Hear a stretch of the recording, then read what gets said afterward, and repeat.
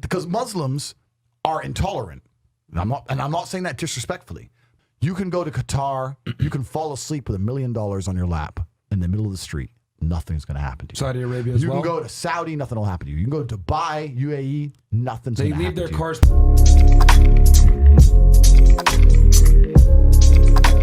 Andrew, and the people have been asking me to ask you this when you came on the show. Okay. As many people know, my parents are from Sudan. Yep. I grew up in a Muslim household, right? Yep. Let me hide this white claw. Sorry, bro. Sorry.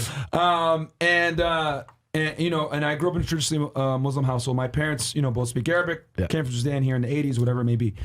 So obviously, I see the world a certain way. Yeah. You know, with men being men, women being women. Yeah. And I notice in a lot of your Tate speeches and everything else like that, Yeah. me and you have very similar ideals when it comes to the way we view the world and Islam, women, etc. Yeah.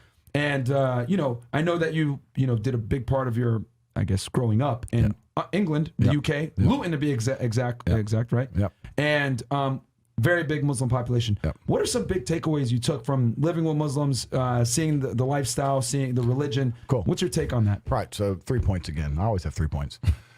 If you have a problem with feminism, Islam will fix it. If you have a problem with your wife not obeying you, Islam will fix it. Islam fixes a lot of the problems that men are currently facing. The problems we're discussing on this show, Islam fixes all of them, right? That's the first thing about Islam. And I'm not a Muslim, right? If I had to choose a religion, I would, because I live in an Orthodox Christian country, I go to the Orthodox Christian church. I donate $20,000 a month to the church in the country I live in. The church in Romania is very powerful, and I like having church friends. So I give them a lot of money, right? So I would guess I'm an Orthodox Christian. But if I had to bet on one religion as if I were betting on the stock market for the future, you have to bet on Islam. Because Muslims are intolerant. And I'm not saying that disrespectfully.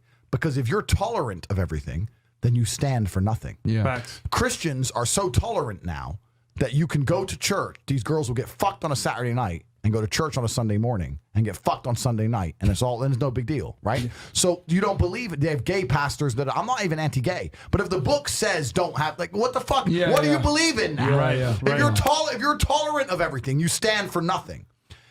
I can walk through London with a T-shirt saying Jesus is gay, and nothing will happen to me. If I did the same thing with the Islamic prophet, I'd be dead before I got to the end of the street. Boom. That's how much they believe and respect. And I respect people who stick up for what they believe in. Yeah. It's not even about me believing in it. I respect them because they believe and they will defend. Muslims are the only people who will defend their religion. They will defend their beliefs. They refuse to be mocked. They refuse to be insulted. And I respect that about them. I respect that. That's an amazing thing about them, right? And the third point is, and I've been all around the world, some of the best countries in the world today are the first world Muslim nations. Yeah. Qatar, you can go to Qatar, you can fall asleep with $1 million on your lap in the middle of the street. Nothing's going to happen to you. Saudi Arabia as well. You can go to Saudi, nothing will happen to you. You can go to Dubai, UAE, nothing's going to happen to you. They leave their cars parked with the keys inside. It's so safe. Wow. Yeah. It's so safe. Women, everyone's married. Every woman obeys her husband. Every single woman has 4, 5, 6 kids. Big families, all the things we're talking about, all the problems we have here, right? They've got none of that, none of it, because of Islam. Islam keeps society in the role where women obey their man, women have children, women have big families, women are exceptionally happy to do so. Yes.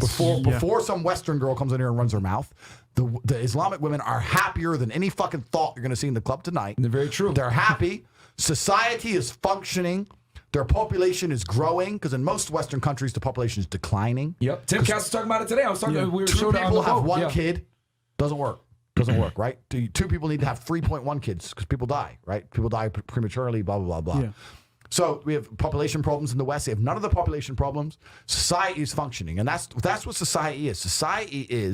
Society starts at the smallest possible group. You have families, and families make a street, and that street makes a village, and that village makes a town, that town makes a city, and that city makes a country. So if it's broken at the very fundamental level, if its family level's broken, then it's broken the whole way up. Yep. And that's what's happened in the West. And the first world Islamic countries have none of those problems. So if you're going to talk about a belief system that fixes issues, you need to go to Islam. And I will say this that will fix everything. And look, I'm not Muslim, but half my family is Christian, half is Muslim. Sorry to say this, the half that's Christian, they're all divorced.